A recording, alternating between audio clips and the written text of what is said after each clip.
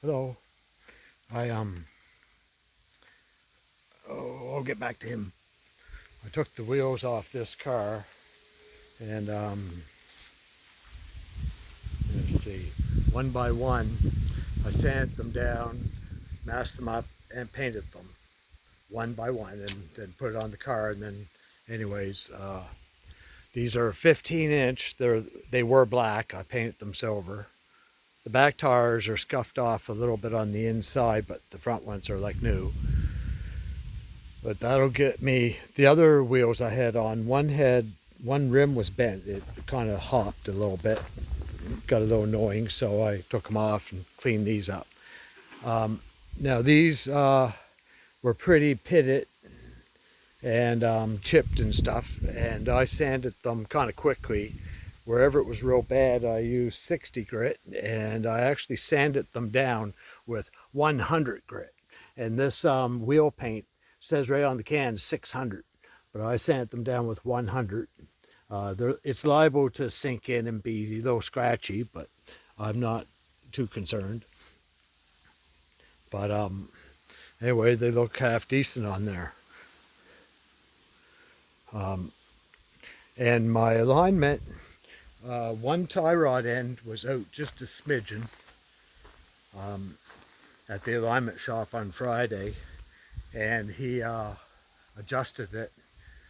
Anyway, when I did it, after I put it together, the wheel was crooked, so I discovered or studied and figured out that it was the intermediate steering shaft. So I unhooked it, lined everything up, and pushed it back on, and I drove for a day or two, and the wheel was perfectly straight.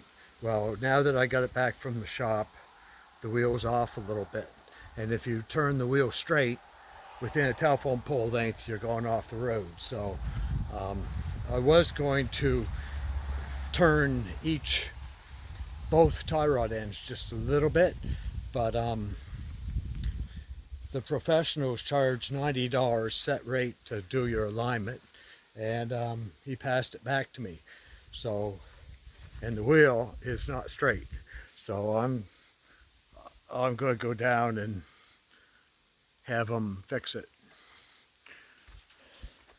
Like I think I could probably do it myself, but since they say their alignment shop set rate $90 and stuff, the wheels should be straight, especially where everything's brand new. So I'll have to take it back. I'm not going to drive this car for years and years and years with the wheel crooked. So, oh, well, kitty, kitty.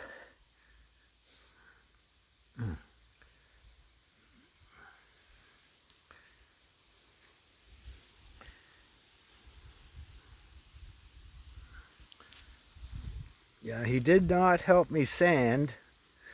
Matter of fact, he was sleeping all that time. He just woke up.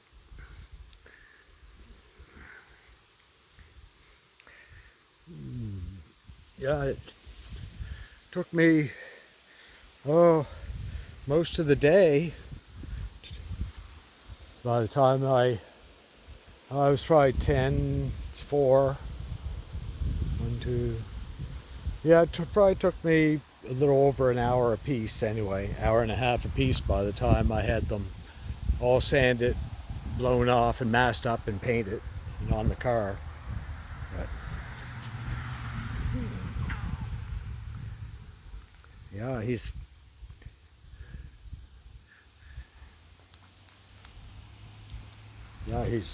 peaceful and loving right now, but as soon as it starts getting dusk, he psychs himself up for all the encounters and starts turning wild himself.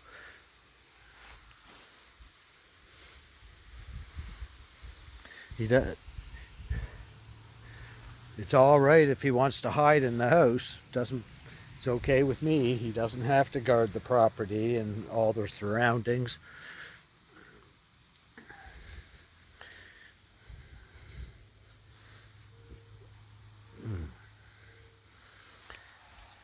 Yeah, the air conditioner on that thing, the car's been sitting for a while, and the air conditioning, I think, has been used for years, because when I charged it and turned it on, it makes an awful racket for the first 20 seconds. As long as you stay at idle, it's just kind of a scrapey, chirpy noise. But if you are driving down the road, it's up in revs. It makes an awful racket. So whenever I turn on the air conditioner, I just sit there and idle until it's through doing its thing, which lasts like about a minute, and then it clears off, and nice cold air, but makes an awful racket for the first 30 seconds.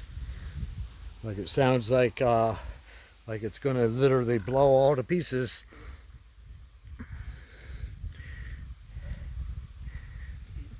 Hopefully, I'm hoping that it'll clear, but it quiets down after a few seconds, and it's nice and quiet, and it works fine. So anyway, I'll talk to you later.